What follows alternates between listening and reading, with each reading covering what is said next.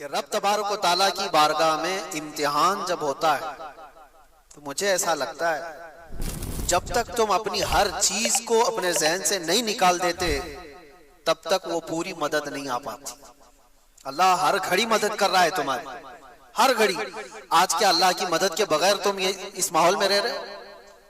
رب تبارک و تعالیٰ کی مدد نہ ہوتی تو کتوں کے بیچ میں جینا ہی تمہارا حرام ہو جاتا. الحمدللہ ہمیں کوئی فرق نہیں پڑتا چاہے جو چیزیں بھی بند ہو جائیں، لیکن جی رہے ہیں. اور آج میں تو یہ محسوس کرتا ہوں ایسے جی رہے ہیں جیسے 32 دانتوں کے بیچ میں زبان جیتی. سب دانت نوکیلے ہیں، زبان بہت نرم ہے لیکن دبتی کسی سے نہیں ہے. ہاں کبھی کبھار غلطی سے پھسل گئی تو کسی دانت کے نیچے آتی، ورنہ کوئی دانت اس کو کاٹتا نہیں ہے. زبان کو کوئی کاٹتا ہے حالانکہ 32 کے بیچ میں رہتی.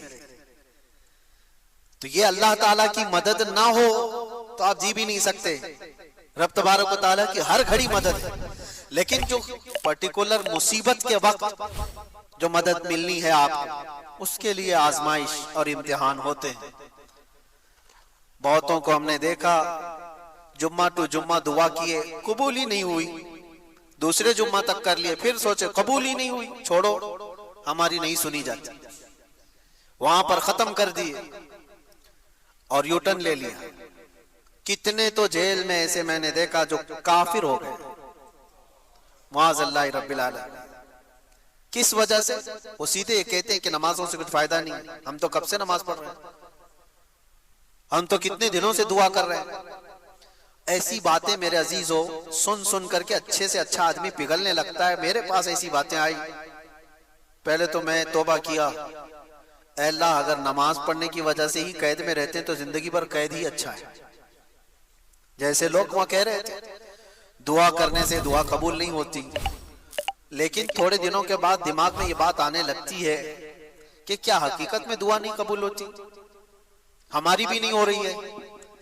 اور ہماری تو چھوڑو، ہمارے لیے پورے ہر خطہ ہر علاقہ دعا میں مشغول ہے. بچے سے لے کر جوان تک، جوان سے بوڑھے، عورتیں، سارے لوگ، مسجد کے امام، خطیب، مدارس کے علماء سب دعاؤں میں ہیں. پھر دماغ میں یہ بات آئے کہ کیا دعائیں قبول نہیں ہوتی؟ یہ شیطانی وسوسہ ہے. میرے عزیزو امتحان کی جو گھڑی ہوتی ہے وہ بہت ڈیفرنٹ ہے، بہت الگ ہے. امتحان کی گھڑی کے لیے لکھا جا چکا ہوتا ہے یہاں سے یہاں تک تمہیں سفر کرنا ہے تو کرنا ہی ہے. کچھ اور گھڑیاں ہیں جہاں پر تمہارے بن مانگے اللہ تعالیٰ تمہارے لیے بہت کچھ اتارتا ہے، لیکن امتحان کی گھڑیاں الگ ہوتی ہیں، آزمائش کی الگ ہوتی ہیں. تو جب ذہن میں ایسے سوالات آنے لگے اتفاق سے ایسا، اسلامی تاریخ کی کئی کتابیں وہاں ملتی تھی. ایک کتاب میں نے پڑھا، ایک بات میں آپ کو بتاتا ہوں، جیل کے قیدیوں کے لیے ہی تھی وہ بات، جو مایوس ہو جاتے ہیں، نا امید ہو جاتے ہیں. ایک صحابی ہیں حضرت ابو جندل، یہ مکہ میں قید ہو گئے تھے کافروں کے ہاتھ، اور ایسے قیدی بنائے گئے تھے کہ ان کو زنجیروں سے باندھ کر کے رکھا جاتا تھا اور مارتے الگ تھے. حضور پاک صلی اللہ علیہ وسلم ہجرت کر کے چلے گئے.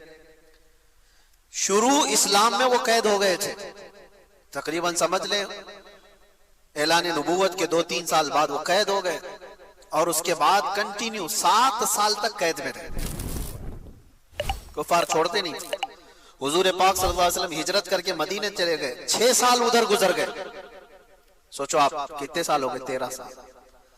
اور جب حضور پاک صلی اللہ تعالی علیہ وسلم عمرہ کے لیے آ رہے تھے 1400 صحابہ کے ساتھ، جو حدیبیہ کے مقام پر مکہ کے کافروں نے آپ کا راستہ روک لیا اور کہا کہ ہم آپ کو عمرہ کرنے نہیں دیں گے. اس وقت مکہ والوں کی طاقت تھی.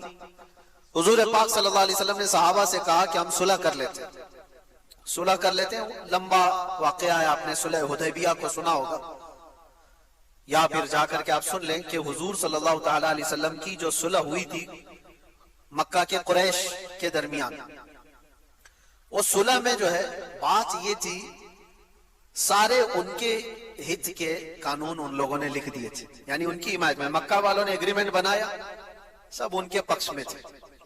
उसमें लिखा था कि अगर कोई मक्का से हमारा आदमी भागकर मदीने जाएगा तो आप उसको हमारे हवाले वापस कर देंगे, लेकिन मदीने से कोई भागकर हमारे पास आए तो हम उसको वापस नहीं करेंगे, हमारे पास रख लेंगे। ये ऐसी शर्तें बहुत सारी थी, उसमें से एक ही मैंने आपको बताया। हुजूर पाक सल्लल्लाहु तआला अलैहि वसल्लम ने इसको भी मंजूर कर लिया।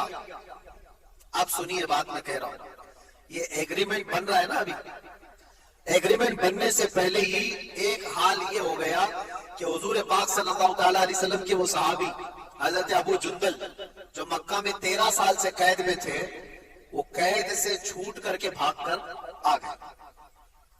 13 साल बाद जो छूट करके आया हो, तो अब उसका क्या हाल होगा? अरे 4 दिन का जो छूट करके आता है उसकी कैफियत अलग होती है। जो 13 साल की कैद के बाद छूट करके आया हो, जंजीरें लगी हुई थी, और हुजूर पाक सल्लल्लाहु तआला अलैहि वसल्लम कहाँ है? हुदैबिया के मकाम पर, जो मक्का से भी 35 किलोमीटर दूर है। वो आ गए, 1400 सहाबा ने उनको देखा तो गले लगाना शुरू किया। अबू जुंदल कितने सालों से कैद में है, हमारा भाई आ गया, हमारा भाई आ गया। अब अबू जुंदल सबको अपने जख्म दिखा रहे थे, इन जालिमों ने हमें कैसे मारा है, कहां कहां जुल्म दिया। सहाबा देख देख करके परेशान थे। इसी असना में मक्का वालों को ये बात पता चल गई कि हमारा कैदी छूट कर चला गया, भाग गया। कहां गया? हुजूर सल्लल्लाहु अलैहि वसल्लम के सहाबा के पास चला गया, वो तो महफूज हो गया है। तो मक्का वालों ने क्या कहा जानते हैं आप? मक्का वालों ने ये कहा कि हमारा एग्रीमेंट हुआ है, हमारे यहां से भाग करके कोई आएगा आपके यहां तो आप उसको वापस करेंगे।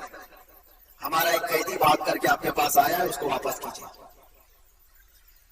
आप अंदाजा करो, ये मैं पढ़ रहा था, 13 साल के बाद जख्मों से चूर, जुल्म सितम बर्दाश्त किया हुआ एक कैदी जब अपनों के बीच आया हो, और वो कुफारे मक्का जिद पर अड़ गए कि अबू जुंदल को जब तक आप वापस नहीं करेंगे हम एग्रीमेंट पे साइन नहीं करेंगे। सहाबा सब के सब खड़े हो गए, कहा या रसूल अल्लाह सल्लल्लाहु अलैहि वसल्लम, ये तो एग्रीमेंट के बाद की बात थी, अभी तो हुआ नहीं ना। अभी तो उस पर अमल होगा, उस वक्त तय होगा जब दोनों तरफ की दस्तखत हो जाए। अभी तो साइन हुआ नहीं एग्रीमेंट, उससे पहले अबू जुंदल आया, वापस नहीं कर सकते, और इतना उनके ऊपर जुल्म किया गया, नहीं वापस कर सकते। सारे साहब और कुफार कुरैश इस जिद पर है कि जब तक उस बंदे को वापस नहीं करते, हम एग्रीमेंट साइन नहीं करते, ये सलाह नहीं होगा। अब सोचो, नजर सबकी हुजूर की तरफ रसूल पाक सल्लल्लाहु अलैहि वसल्लम, ये बहुत कठिन मरहला है, तवज्जो चाहता है, बहुत कठिन मरहला, और रहमत लिल आलमीन यकीनन हुजूर पाक सल्लल्लाहु अलैहि वसल्लम रहमत लिल आलमीन, इसमें कोई शक नहीं। सहाबा अबू जुंदल सब की तरफ देखने लगे, आपने क्या फैसला?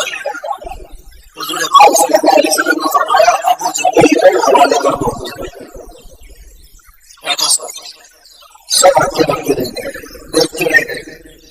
कैसे हो सकता है कि हमारा बंदा हमारे पास आया है इतने सालों तकलीफ उठाने के बाद, अब हुजूर के वो हाथ पैदा करके हुजूर को पुकारने लगे, सल्लल्लाहु अलैहि वसल्लम, इनके पास तकलीफ बहुत ज्यादा है, ये मुझे बहुत ज्यादा जुल्म करते हैं मुझ पर, क्या आप मुझे वापस उनके हवाले करें?